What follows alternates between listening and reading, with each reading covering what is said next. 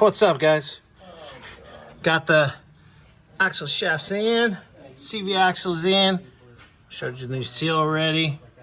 Loctite on the bolts. And once again, guys, you don't have to use a ton. So in a little bit, we'll get the CV axle in here. And this up, cotter pinned. This cotter pinned in, bolted in, cotter pinned in. And get the rotor and the caliper and the brake pads. We are losing parts here, guys.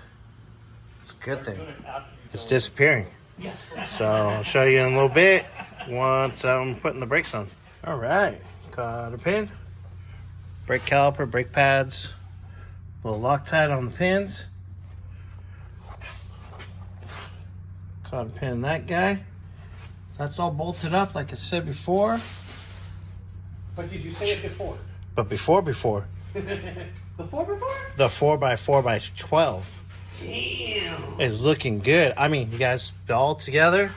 Now I can go back to my list and start marking off some other things. Yay. Pull down the diff cover. Start scraping the old gasket off. We got a new gasket right there. And we'll be good to go. So clean this up real quick. Get that silicone on. No tomato. No tomato. No tomato? What cheese? Provolone. Provolone. Sorry, we're on lunch right now. But yeah, we'll get that back up. Got it all cleaned up. Put in a decent little thin line of silicone. Flip that over. Let it sit for a little bit. And then we'll put a little silicone on the other side and we'll get it back up in.